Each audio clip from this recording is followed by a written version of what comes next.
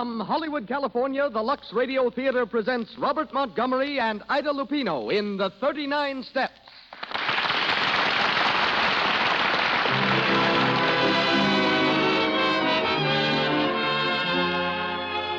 Lux presents Hollywood. For your loyalty to our products, Lux says thank you, ladies and gentlemen, and brings you another hour of entertainment direct from the film capital.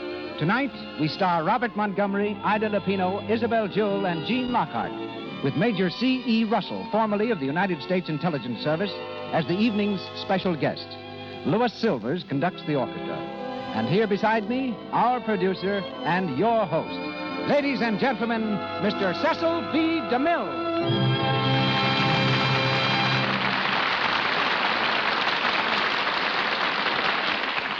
Greetings from Hollywood, ladies and gentlemen. The 39 Steps lead an old friend and a newcomer, Robert Montgomery and Ida Lupino, to the stage of the Lux Radio Theater. Since here last, Robert Montgomery's been rushing back and forth between two lots. One is the Metro-Goldwyn-Mayer studio, where with Rosalind Russell he's completed Live, Love, and Learn. The other is a lot in Beverly Hills, on which Bob has just finished building a new home with a beautiful library.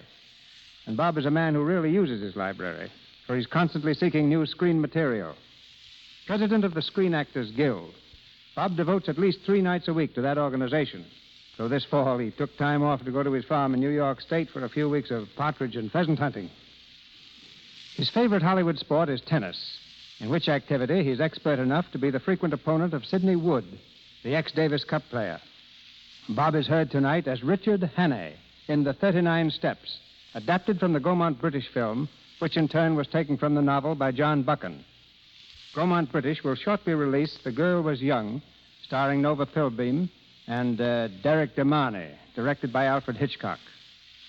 Ida Lupino is a girl I've watched very closely and suggest that you do the same. For every Lupino seems destined for greatness in the theater. To American film audiences, she's the best-known representative of perhaps the oldest stage family in the world. 350 years ago, when acting was considered a crime in Italy, Alfredo Lupino, acrobat and troubadour, fled from Naples, turned gypsy, and eventually found welcome and fame in England. Ever since then, Lupinos have added to the excellence of England's entertainment. Ida's father is Stanley Lupino, among London's most popular comedians. She has a sister, 2 cousins, 3 uncles, and 5 aunts, all noted performers. While her mother is Connie Emerald, once a celebrated dancer. Along with 3.5 centuries of tradition, Ida has inherited a turned-up nose, violet eyes, and blonde hair. She's an excellent musician and painter, can speak the language of the deaf and dumb, whistles as well as a farm boy, likes to wear sneakers, and is a prize mimic. A highly entertaining miss, you meet her tonight in the role of Pamela. Isabel Jewell, featured in such hit films as Lost Horizon and Marked Woman, is heard as Annabella. And Gene Lockhart, top-flight character actor, back from the New York stage, is Mr. Memory. And now for the play. The Lux Radio Theater presents Robert Montgomery and Ida Lupino in The 39 Steps with Isabel Jewell and Gene Lockhart.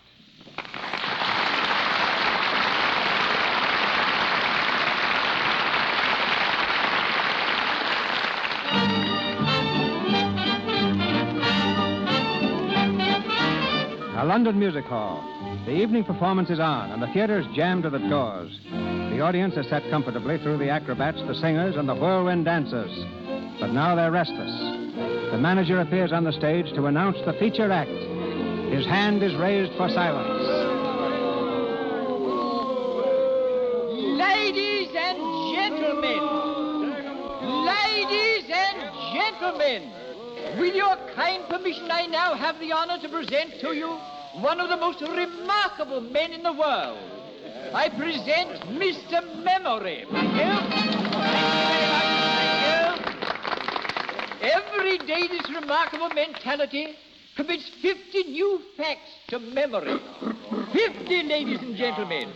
Facts from history, geography, newspapers, scientific books. Millions and millions of them. And he remembers them all. Test him, ladies and gentlemen, test him. Ask him any questions you like, and he will answer fully and freely. Mr. Memory. Thank you. Thank you. Now then, ladies and gentlemen, A question, please.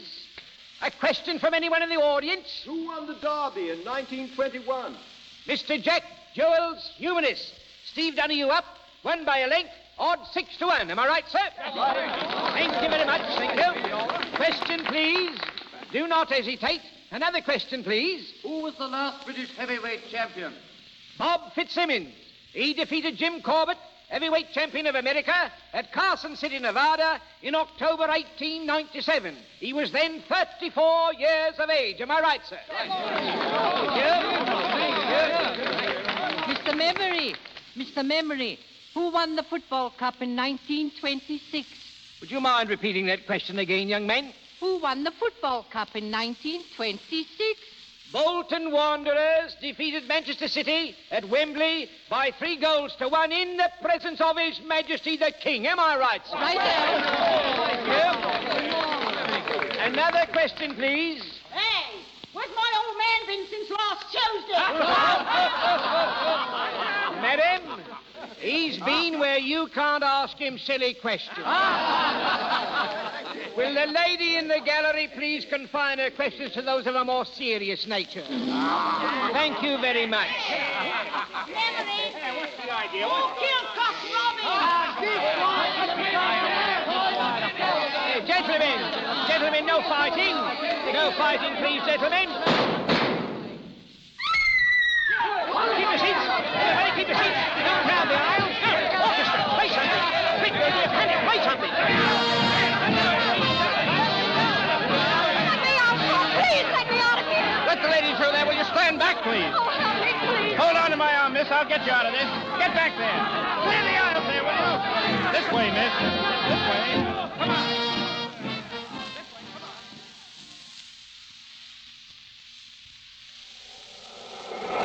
There you are, miss. Take a good deep breath. Oh, thank you. You all right? Yes, sir. I had to get out of that theater, that's all. A lot of people had that idea. Oh, it wasn't the panic that frightened me. It was something else. I'm afraid I don't understand. I'm in terrible trouble. Will you help me? Trouble? What kind of trouble? I can't tell you here. Can we go someplace and talk? Well, my flat is nearby. Oh, let's go there.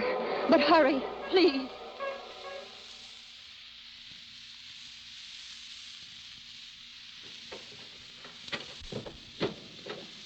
Go in, miss. Thank you.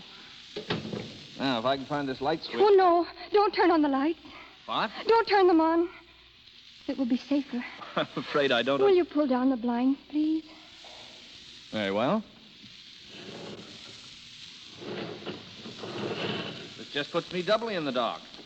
My name's Richard Hannay. Any objections to telling me yours? No, it's Annabella Smith. Smith, not really. Is there anything wrong with it? No, just an unusual name. What's this all about? You said you were in trouble. You don't believe me, do you? I believe you're slightly hysterical. If I am, I have good reason. I was the one who fired those shots in that theater tonight. You? Why? I had to do something to create a disturbance. I had to get away from there. There were 2 men in that theater who wanted to kill me. Oh, come on. Oh, now. you've got to believe me. But why should anyone want to kill you? Because I'm what you would call a professional spy. A spy? Whom do you spy for? Anyone who pays me. I suppose you're here to dig up some big state secret. No. I'm here to save a secret. For England. Oh. Go on, please. The agent of a certain foreign power is on the point of obtaining a secret vital to your air defense. I tracked 2 of his men to that music hall. Unfortunately, they recognized me. That's why they're after me now. You still don't believe me, do you? No, frankly, I don't, Annabella. Very well. If you will look out of that window, you will see 2 men standing across the street. Look, please do. All right. I'll play your game a bit further. Oh, don't let them see you. Well, By Jove, you're right. 2 of them. They seem to be looking up here. come away, please. Do you believe me now? Well, I suppose I must. I'm going to tell you something that's not very healthy to know. But now that they've followed me here, you're in it as much as I am. Yeah, so it seems. Have you ever heard of the 39 steps? 39 steps? No, what are they? Never mind, but this much you must know. If those men are not stopped, it's only a matter of days, perhaps hours, before the secret is out of the country. Why not call the police? Because they wouldn't believe me any more than you did. And if they did believe me, how long do you think it would take them to get going? Those men are acting quickly. You don't know how clever their chief is.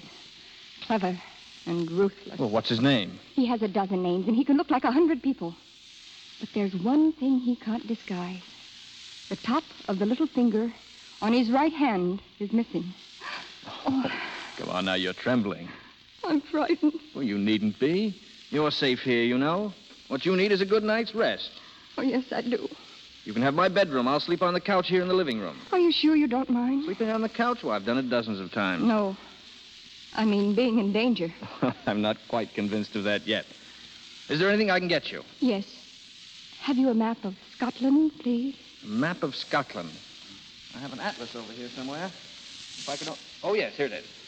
You, going deer stalking or just plain hiking? There's a man in Scotland I must see next if there is anything to be done. I see. Are the 39 steps in Scotland? Perhaps I'll tell you tomorrow. Good night, Mr. Henning. Thank you. Good night, Annabella. Pleasant dreams.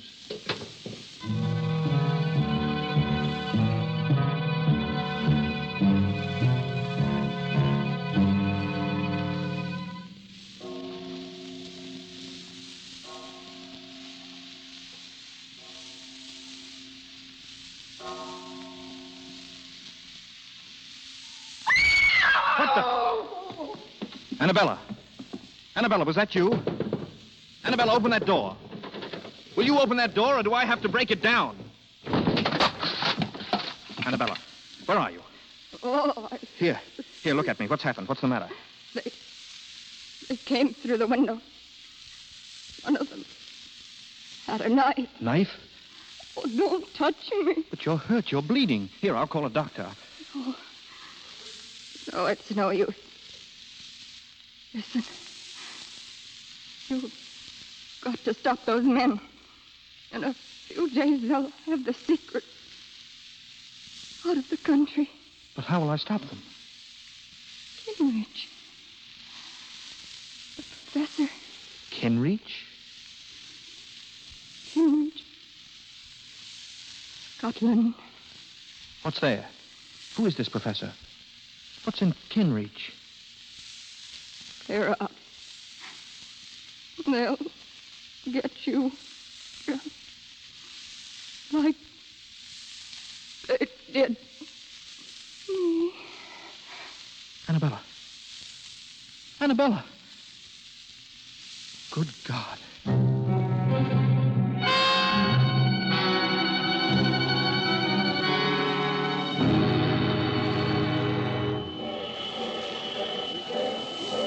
Aberdeen Express, Edinburgh, Kirkcaldy, Dundee, Aberdeen Express. Take it to Kinreach, please. One, sir? Yes, one. Hurry, please. One to Kinreach, Scotland. Here you are, sir.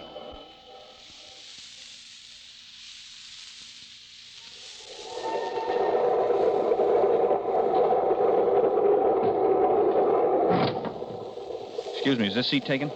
Not by us, it ain't. Sit down, young fella. Thank you. I said, Jess, who won the 2 o'clock at Epsom? Here it is. Bachelor Button, odd 7 to 4. Ah, Bachelor Button, eh? Hello, look at this. Another woman murdered in a West End flat. Murdered, eh? Who was she? A well-dressed woman of about 25 was found with a knife in her back. The tenant, Richard Hannay, is missing. Blimey, if that ain't the blasted limit. Missing, eh? The police are hot on the trail and watching with careful eye all points of departure from London. Oh, so that was what they was a-doing, eh? Who? Scotland Yard. 2 plainclothes bobbies. I seen them get on this train. Asking plenty of questions they was, too. Look here. Here's a picture of that Hannay chap. Let's have a squint at him. Rum-looking lot, ain't he? Excuse me. Here, young fella, where you going? Don't you like that seat? Oh, thank you. I just remembered. In a bit of a hurry, wasn't he? He was that. I say. What? I say.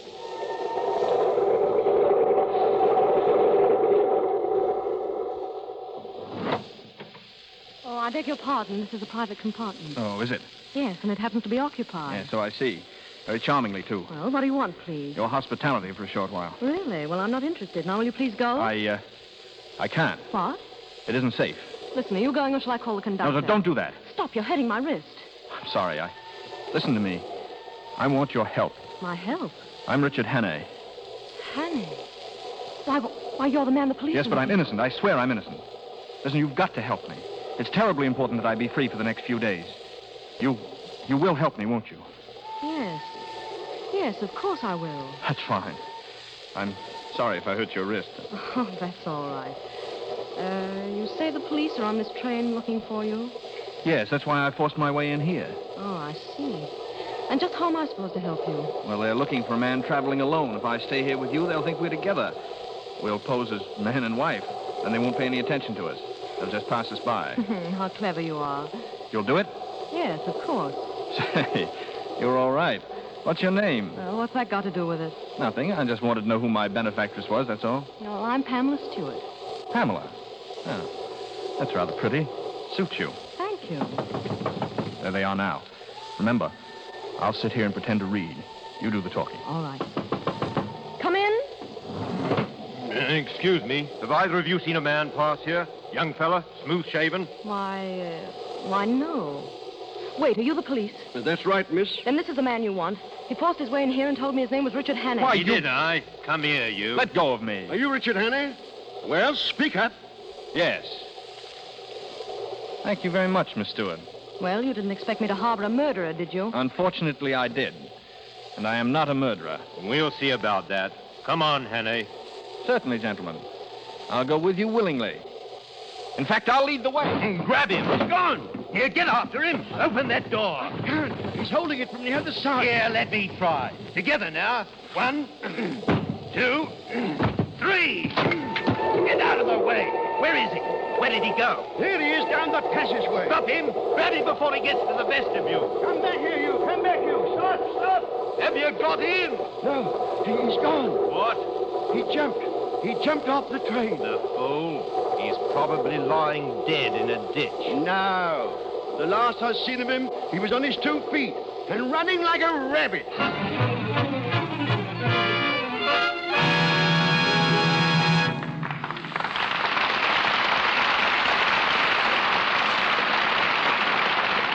During our first intermission, and while waiting for Act 2 of the 39 Steps, starring Robert Montgomery and Ida Lupino, we'd like you to go with us to one of the millions of homes where Christmas secrets are in the air and listen in on a very interesting conversation. Aunt Sally, come here. I want to see you alone. More secrets, Betty? Well, the house is full of them. Now the door's closed, we can talk. Aunt Sally, what can I give Mother for Christmas? Did you ask her, dear? Yes, and she just says all she wants from me is love and kisses. Well, I did hear her say she needed more stockings. How about getting her some of the lovely sheer ones we saw in the store today? But she always says sheer stockings are extravagant. Not necessarily, dear. They wear very well if you're careful about washing. Just dip them in Lux suds every day. Lux keeps the silk nice and springy, so it doesn't break so easily into runs. Then I'll tell you what. I'll buy some and tell Mother I'll Lux them for her every time she wears them. I'll buy a big box of Lux and give it to her with the stockings. Now, that's a real Christmas gift, Betty. Okay, I'll get some Lux Flakes right away. And be sure to use nothing but Lux Flakes, dear. You know, rubbing stockings with a cake of soap is bad for them. And some soaps are strong, too harsh for delicate silk things. Oh, thank you, Aunt Sally. You're an angel to help me. Mother's the most perplexing person on my list. Stockings for Christmas and Lux Flakes for stockings. A perfect combination. We return now to Mr. DeMille and our play. Robert Montgomery, Ida Lupino, Isabel Jewell, and Jean Lockhart continue with the 39 Steps.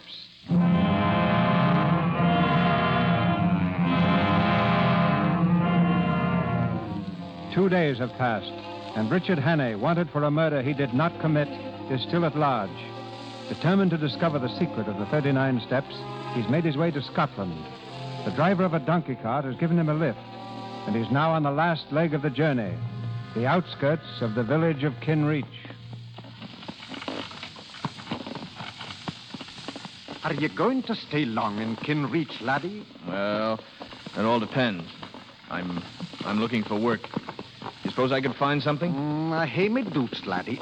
Kinreach is a mighty small town. What do you do?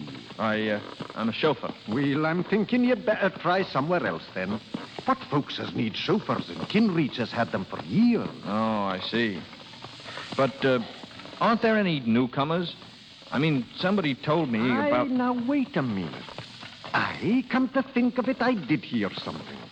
About a retired professor moving into the big house on the edge of the moor. A professor? Yes. Yes, that's it. I can try it anyhow.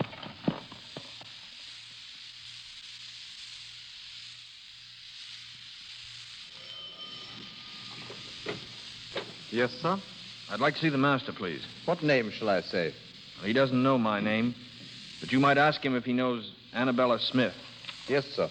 Will you mind waiting in Is the... there someone for me, George? Oh, yes, Professor. How do you do? How do you do? My name is Hammond. I've come from London. From Annabella Smith. Oh.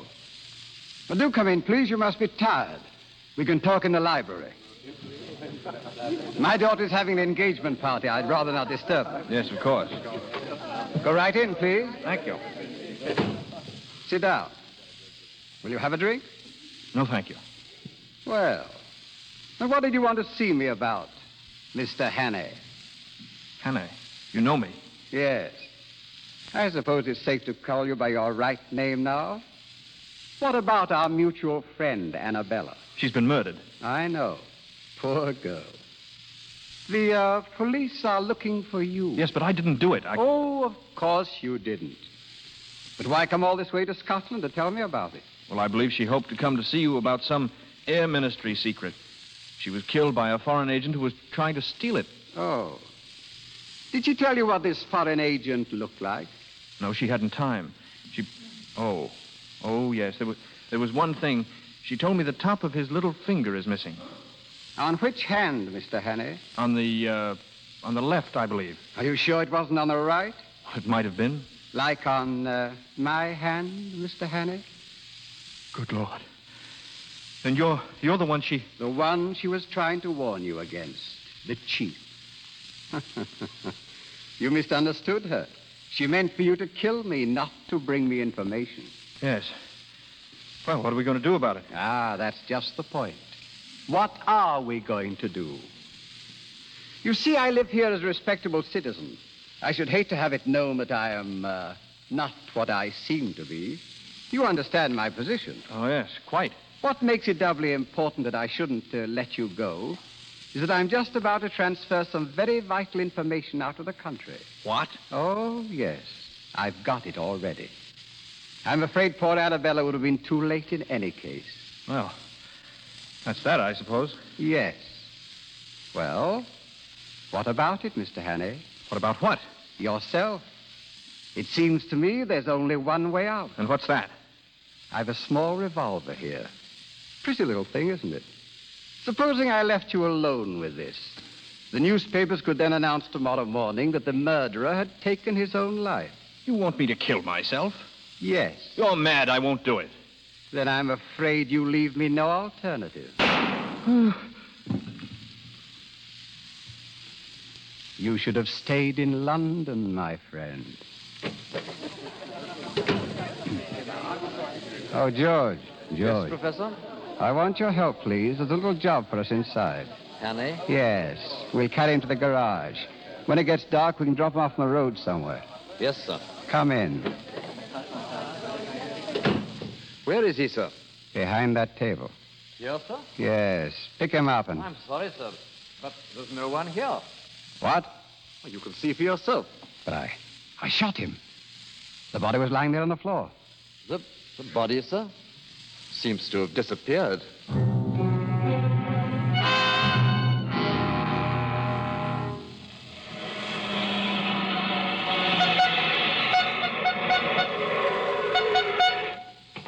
Get out of the road, please. What do you mean by standing in front of my car? You might have been killed. Sorry, lady. I just wanted a lift. Would you mind... Well, Miss Stewart, how do you do? You? Well, what are you doing Richard here? Hannay is my name. I believe we've met. On a train, wasn't it? Yes. Yes, I think so. Yes. If I remember correctly, you handed me over to the police. You did, didn't you? Oh, get away from me. No, don't worry. I don't hold it against you, really. Well, that's very kind of you. Yes, isn't it? What are you doing in Kinreach? I live here. It's a charming place, isn't it?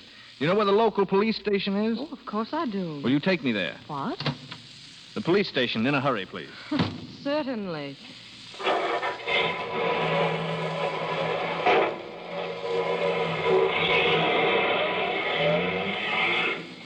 Well, I suppose you know what you're doing. Oh, yes.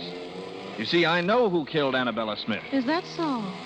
The same man who shot me a few minutes ago. Shot you? Yes. Where? Right in the cigarette case. See? There's a hole in one side of it. Handy little thing, cigarette cases. If I hadn't been carrying it about in my vest pocket, the hole would have been in my chest. And who was this arch-villain? Gentleman called the professor. Professor? Oh, now, you don't mean Professor Bartlett. I didn't stop to inquire his last name. Oh, that's very come funny. now. It isn't as funny as that. Do you actually mean you're going to the police with this story? That Professor Bartlett shot you? That he's the one who killed Annabella Smith? Of course, why not? Oh, and you expect them to believe it, I suppose. Well, you don't, evidently. No, and neither will they.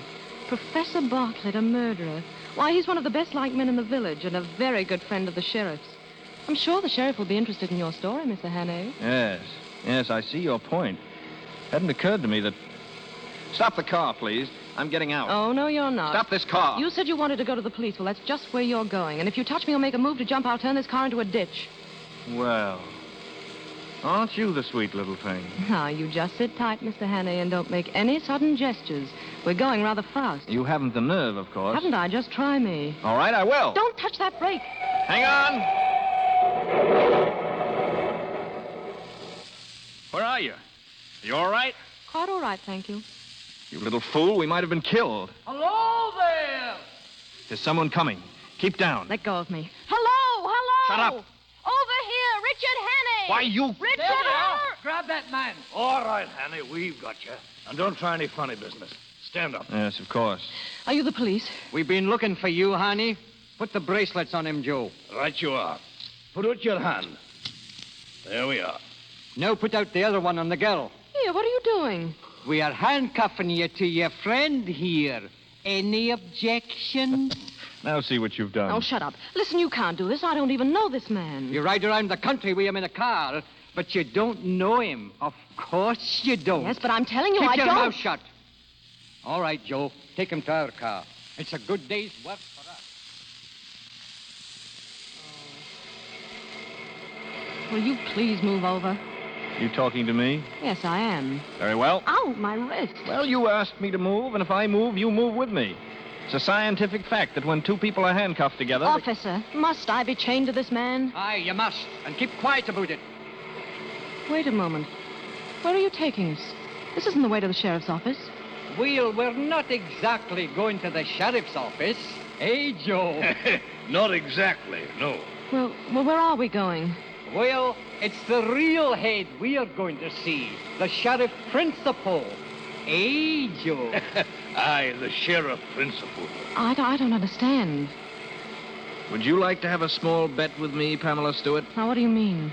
I'll bet you 100 to 1 that the man they call the sheriff principal has the top joint of his little finger missing. Am I right, gentlemen? You shut your mouth, young fellow, or I'll shut it for you. For good. You see, Pamela? I win. They're taking us to your old friend, the professor. Charming gentleman, the professor. Best-liked man in the village and a personal friend. Oh, be quiet, will you? What are we stopping for? Sheep. A whole flock of them across the road. Well, blow your horn. Maybe that'll scare them. Stubborn beast, they won't move an inch. Well, come on. We'll have to get out and shoo them off. Here, get on there, Shoo. Get on there. Go on. Get you to the way. Go on. Now's our chance. We'll make a run for it. Run? How can we? Come on, when I say jump, jump and run for your life. Yes, but they'll catch us. Go on, jump. Hey, look, they're getting away. Stand where you are. There they go. Give it to him. They're shooting. They'll Come kill on, us. you little fool, run for it.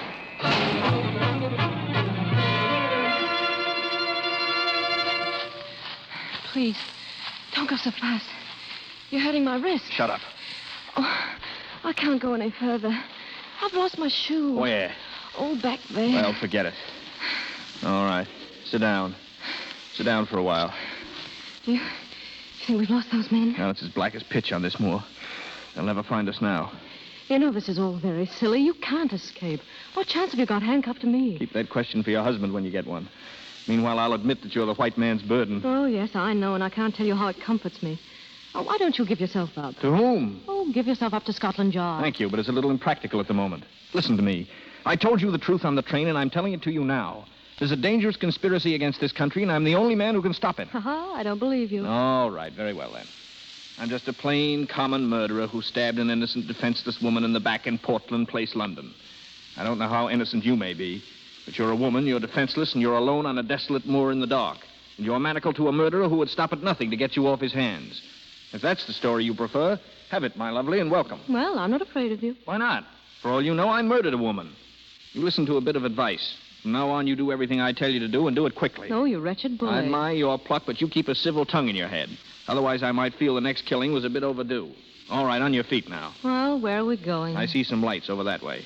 We'll do a little investigating. Well, I won't go. I'm going to stay right here. Pamela, are you forgetting I murdered a woman? Well? Don't you strike me. I'll go.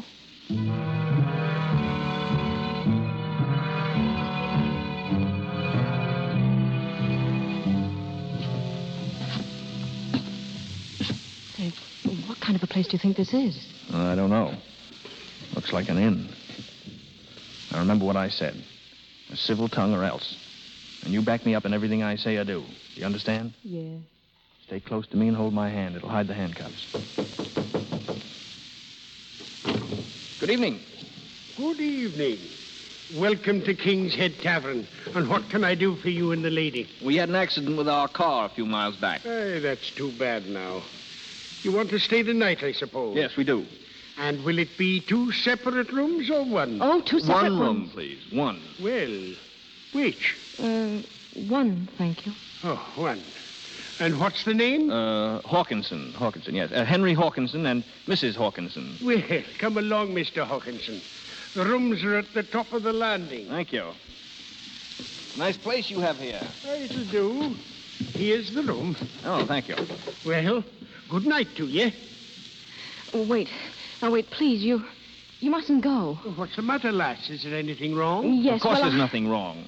She wants to tell you something, that's all. Yes, I wanted yes, to...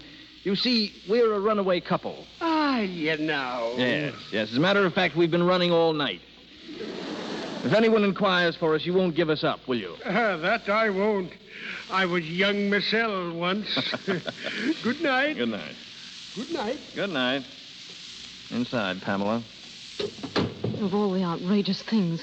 Listen, you don't think I'm going to spend the night in this room with you? Personally, I don't see how you can help yourself. Stop jerking my arm. I'm so sorry. I want to take my shoes off. My feet are tired. You better stand here by the fire and get warm. You'll be catching cold. And if I did... Stand by the fire. Don't yell at me like that. I didn't ask to come with you. And I didn't invite you. But here we are. Well, aren't you afraid the men will find us?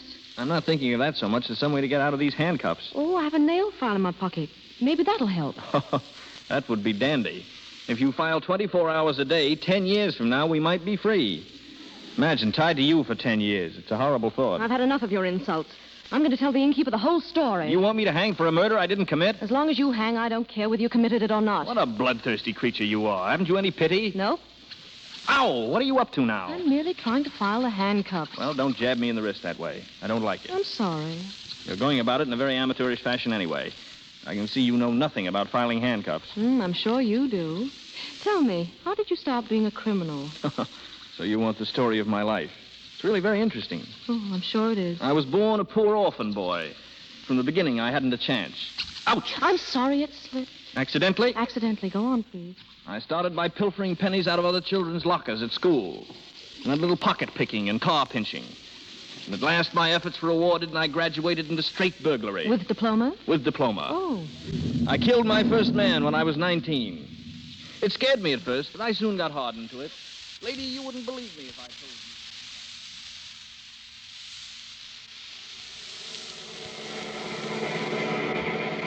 It was your fault. The whole thing was your fault. My fault? How do you make that out? If you hadn't have stopped the car for those blasted sheep, we'd have had the two of them in the professor's parlor right now. We'd better have them there soon, is what I say. The professor was anxious about Hanny. Knows too much, he said. Get him. Get him. We had him. And the girl, too. If You don't suppose they'd head in somewhere, do you? Stop at a tavern, I mean. They might, in this weather. There's a place about 4 miles back.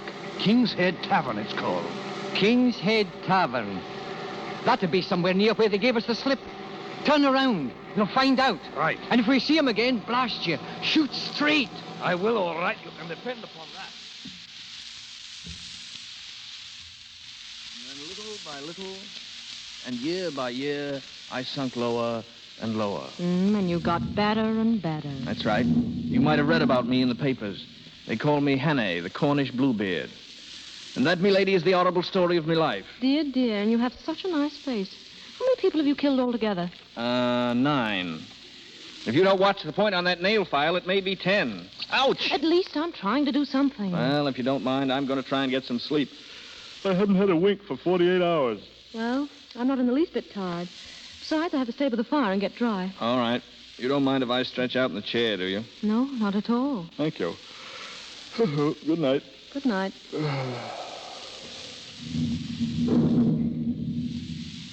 I don't see how you can sleep at a time like this.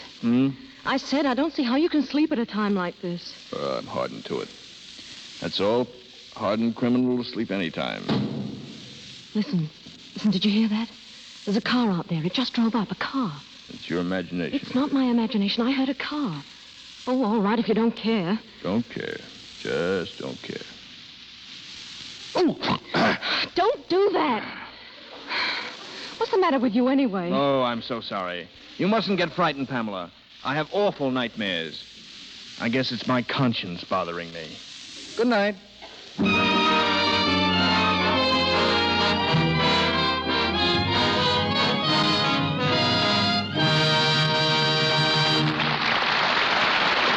pause for station identification. This is the Columbia Broadcasting System.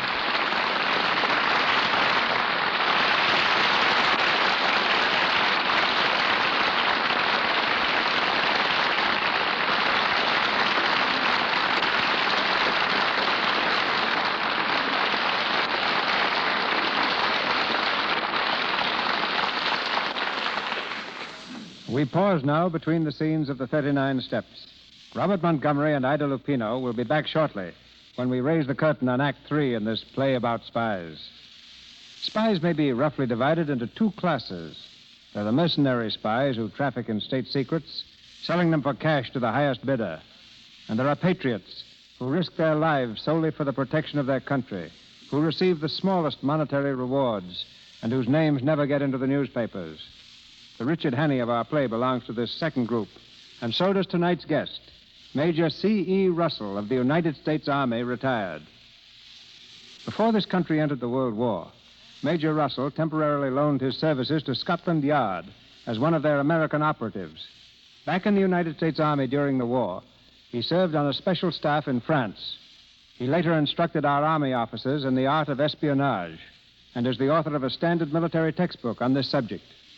With such a background, Major, there should be no better authority to answer the question, just what are the qualifications that make a valuable spy?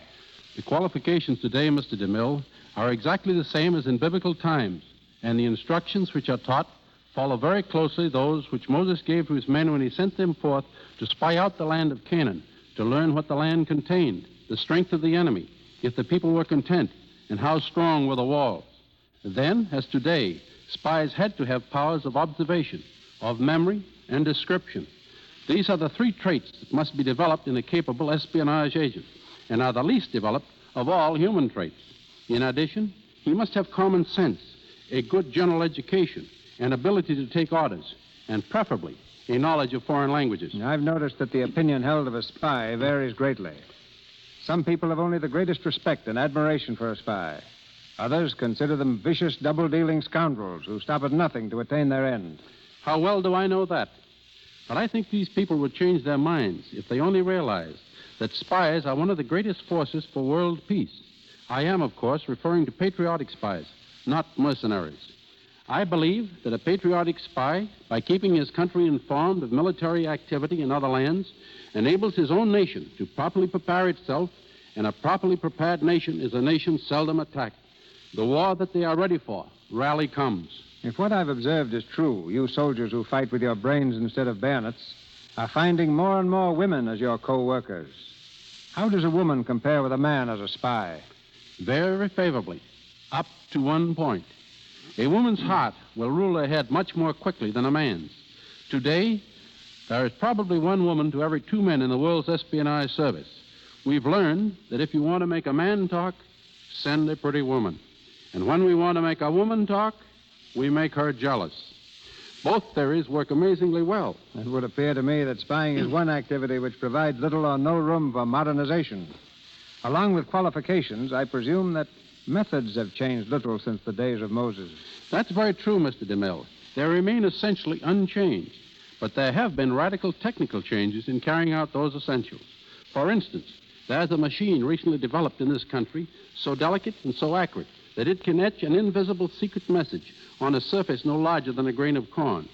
Or, to employ a commodity with which perhaps you're more familiar, it could etch the map of an entire country on a single Lux flake. And that's probably the finest, thinnest, and most fragile thing I can think of for the moment. Now, I know that you can read through a flake of Lux, Major. It's actually only 2/1,000th of an inch thick. I see. Almost as amazing as this machine I'm speaking of. Lux flakes remind me of women, and women, in turn, recall an amazing spy story I encountered during the World War. It concerns a Swiss opera singer who volunteered in the French Red Cross as an entertainer. For 2 years, she made periodic visits to a home in Switzerland, each time using the same route over the French border. One day, she started to cross and found a new officer in charge. He took a good look at her and immediately ordered his women assistants to search her. They returned with the petticoat of this famous singer. Suspecting that it might contain invisible writing, the lieutenant called for hot irons and himself applied them to the petticoat. The heat revealed what had been invisibly written in lemon juice, the complete working drawings of a new French war tank. The reason the lieutenant had suspected Madame was that before the war, he had been a style designer in Paris. One of the first things he observed about the singer was that while she was dressed in the height of fashion, she wore a starched petticoat, and starched petticoats had been out of style for 10 years. And to me, one of the truest utterances of the great French General Marshal Foch was his statement to a group of his espionage agents. You will die 1,000 deaths, he told them, before oblivion comes, while the man in the trenches dies but once. And no better example can be found, Mr. DeMille, than that patriot of Revolutionary War, John Honeyman. Too old to carry arms, he became a confidential spy at Washington's urgent request and posed as a Tory. Despised by his wife and family, ostracized by his friends, he became a cattle buyer for the British Army. American soldiers were ordered to shoot him on sight, but John Honeyman kept his promise never to disclose his real identity. Once he allowed himself to be captured, knowing he might be shot, but there was a chance of being brought before Washington first.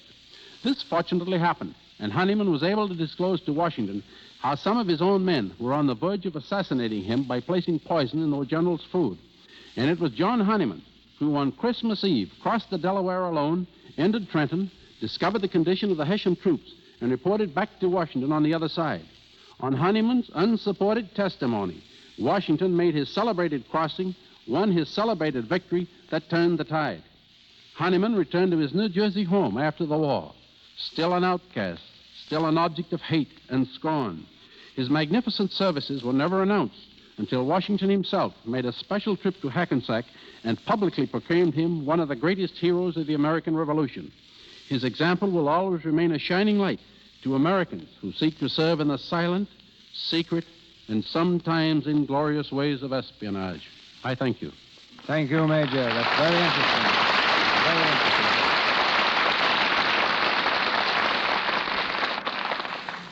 Once again, the 39 Steps, starring Robert Montgomery and Ida Lupino, with Isabel Jewell and Gene Lockhart.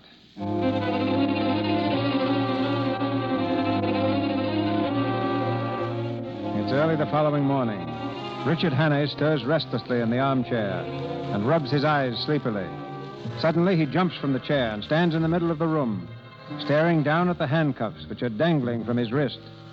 Pamela Stewart, on the other side of the room, smiles cheerily. Good morning, Mr. Hawkinson. Looking rather dazed this morning. How did you get free? Oh, very simple.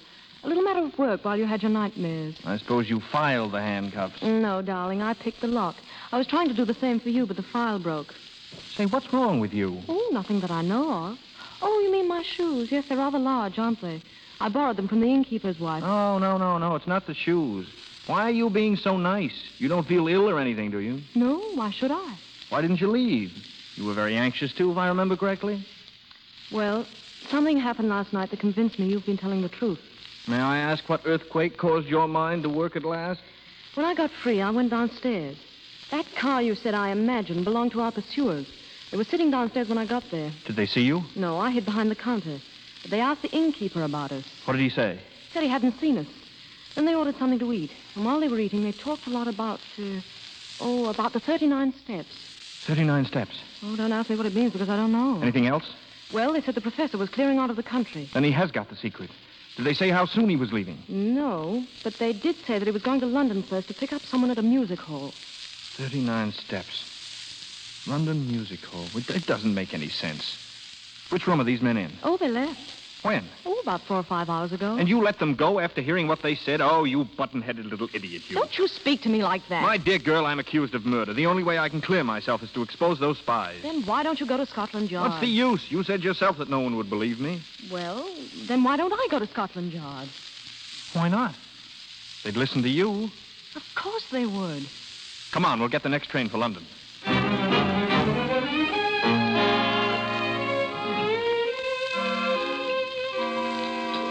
You wish to order now, sir? No, thank you. I'm waiting for someone. I beg your pardon, sir. Your face looks familiar. Are you in the cinema? No, I'm not. Bring me a bottle of ale, will you? Very good, sir. Oh, make that 2, please. Yes, miss. Pamela, sit down. Did you think I was never coming? Not exactly, but I was getting nervous waiting. Well, what happened? Did you go to Scotland Yard? Yes. Well? Prepare yourself for a shock. Why? They've checked every possible channel. The Air Ministry are positive that no papers are missing that would be of any possible use to spies. But that's incredible. Are you sure? Well, that's exactly what they said. I don't know what to make of it. I think you've been tricked. Well, certainly is all very bewildering. Oh, I'm sorry, Richard. Really, I am. Look, I think you better go now. Go where? Oh, any place. Leave the country. I'll help you. You? Oh, I know it sounds funny, but somehow I couldn't bear the thought of them catching you again. Why, Pamela? Oh, I don't know. I guess I've just changed my mind about you, that's all. Of course, you're as vain as a peacock, and I couldn't stand you for any length of time, but you're not so bad. Well, you're not so bad either. If I weren't in this jam, I'd... What? Nothing. Come on, let's get out of here. No, you better stay. I'll run and get you a ticket for Liverpool. There ought to be a boat train Pamela. soon. Well, what's the matter? What are you staring at? Look out the window. Do you see that billboard across the street? Yes. Is there anything strange about it? A list of acts playing this week at the Palladium. The feature attraction is Mr. Memory. But I don't understand. Come on, we're going to get out of here. Well, where are we going To the now? Palladium. But why? I don't know, but we're going just the same.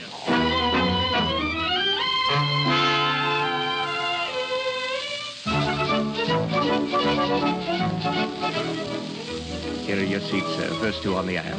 Thank you. Sit down, Pamela. This is silly. In the first place, the show's almost over. If anyone sees you here, what are you looking for? Be quiet. I'm just playing a hunch, that's all. Well, you're playing the fool if you ask me. Ladies and gentlemen, with your kind permission and attention, I now have the honor to present to you one of the most remarkable men in the world. I present Mr. Memory. Pamela. What? Look at that right-hand box nearest the stage. You see that small man sitting in front? Why, yes, it's... It's the professor himself. You better get out of here before they see you. No. Sit down. Listen. Every day he commits to memory 50 new facts, and he remembers every one of them. Facts from history, from geography, from newspapers, from scientific textbooks. Pamela. Yes. I've got it. I've got it. What? Don't you see the details of this Air Ministry secret have been borrowed, memorized by Mr. Memory, and then put back again before anyone could know? Why, that's it. Of course it is. Pardon me, sir, but there's a gentleman who would like to speak to you. Who, me?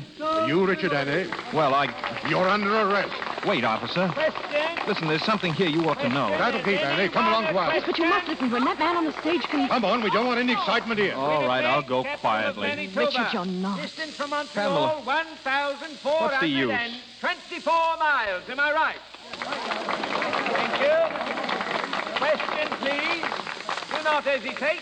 Your question, please. Wait a minute. Mr. Memory, what are the 39 steps? Come on, answer up. What are the 39 steps? The 39 steps. The 39 steps is a secret organization headed by Professor... Where is he? There's your man up there in the box. He's the one who shot him. Stop that man! Stop that man! Stop him! Stop him!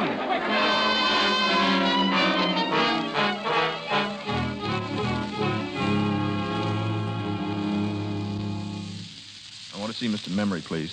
Where's his dressing room? Number 5, but you can't go in now. Well, I'm afraid we have to. Detective, have you a pencil and a piece of paper? Yes. I want you to write down everything you hear. But listen here, I Do as he tells you, please. I'm going to prove to you that the man who shot Memory is the murderer of Annabella Smith. What is it? We want to see Mr. Memory. How is he, Doctor? Very bad. Did they get the man who shot him? Yeah, we got him all right. He'll hang for it, too. Oh. Mr. Memory. Mr. Memory, can you hear me? Yes. Mr. Memory, there's something I'd like you to tell us, please. Yes. What was the secret formula you were taking abroad? Will it be all right, my telling you? It was a big job learning it. The biggest I've ever tackled. I don't want to throw it away, sir. It will be quite all right.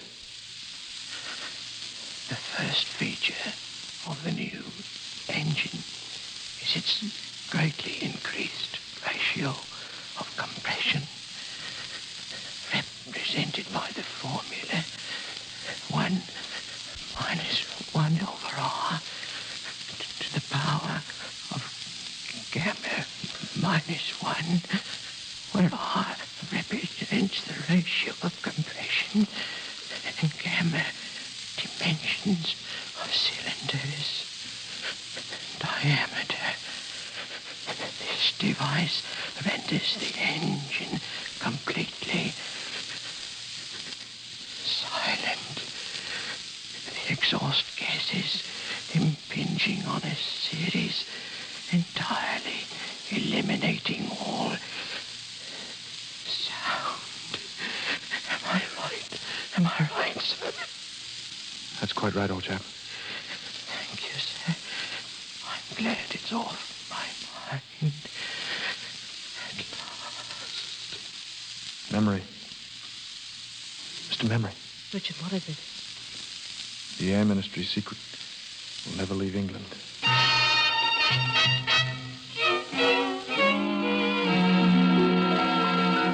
This way, please. We can pick up the police car on the corner. The police car? Where are you taking us? The Scotland Yard, of course. Scotland Yard? But you can't do that. You heard what that man said. He didn't kill anybody. Easy now, easy. He'll be all right. All we want is to put the story on the record. Oh, that's better. You've nothing to worry about at all. He'll be a free man in her now, Mrs. Hannay. Hannay? Well, what are you talking about? Well, Mrs. I'm Hannay? sorry. I thought... That would be just fine, that would. We were together for one day, and we fought for 24 hours. 20? You were asleep 4 hours. Can you imagine what it would be like? Fight for breakfast, fight for lunch, fight for dinner. One long, drawn-out battle for the next 30 or 40 years. Oh, 30 or 40 years. Do you think we could keep it up that long? I mean, really. Well, we could try.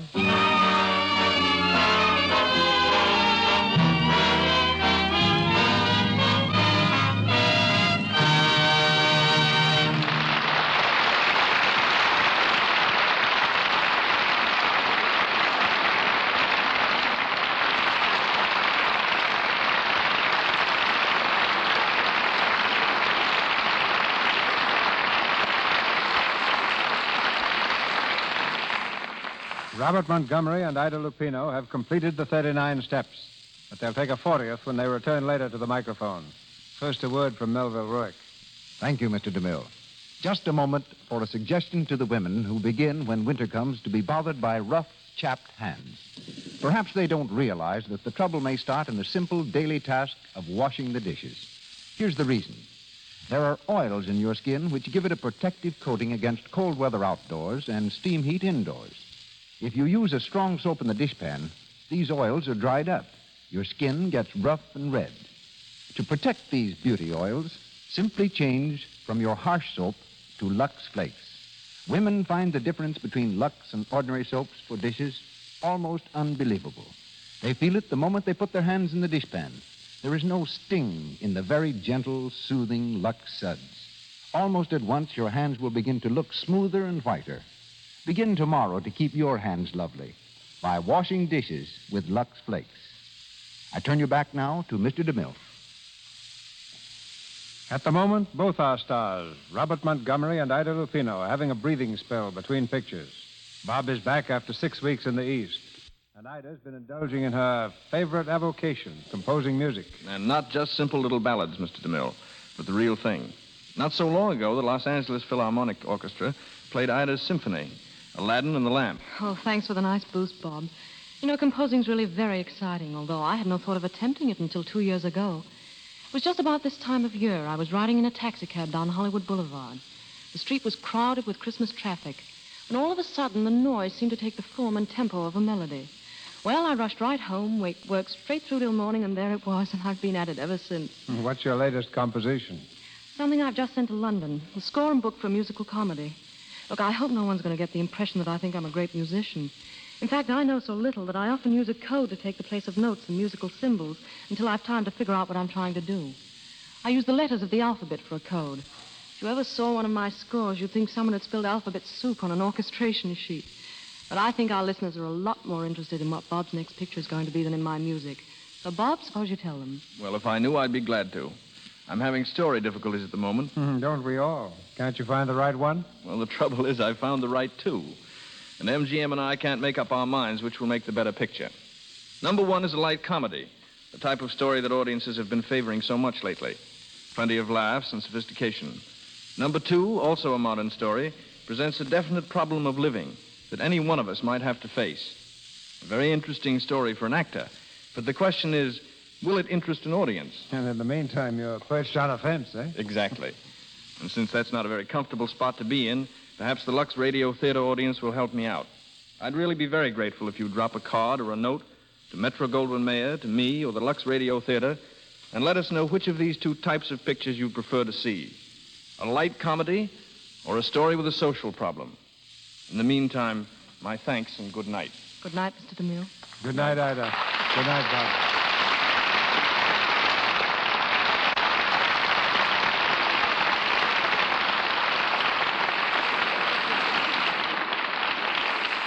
Thank you, Robert Montgomery and Ida Lupino. Ladies and gentlemen, this is your announcer, Melville Ruick. Mr. DeMille returns in just a moment with news of next week's play and stars. In our cast tonight were Leonard Mudie as Professor Bartlett, Reginald Sheffield, Herbert Evans, and Keith Kenneth as detectives, Lionel Belmore as innkeeper, Vernon Steele as cart driver, Edgar Norton as manager of the music hall, Eric Wilton and Raymond Lawrence as Cockney travelers, Ward Lane as butler, Eric Snowden and Norman Ainsley as Scotchmen, Sybil Harris as a rowdy, and Phyllis Coughlin as a woman. Louis Silvers appeared through courtesy of 20th Century Fox Studios, where he was in charge of music for the new picture Love and Hisses. And now, our producer. One of the most glamorous beauties of the screen that the screen has ever known appears in the Lux Radio Theater next Monday night. Marlene Dietrich. Our play is taken from the highly successful motion picture in which Miss Dietrich starred, The Song of Songs, the love story of a Viennese girl and the three men who tried to win her. Miss Dietrich will be surrounded by an all-star cast headed by Douglas Fairbanks, Jr., with Lionel Atwell.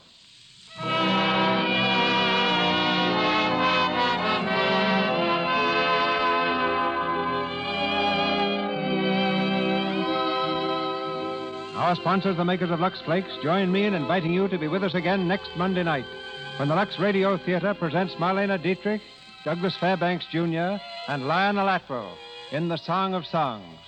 The special guest of the evening will be the creator of Mickey Mouse and the Silly Symphonies, Mr. Walt Disney. This is Cecil B. DeMille saying good night to you from Hollywood. This is the Columbia Broadcasting System.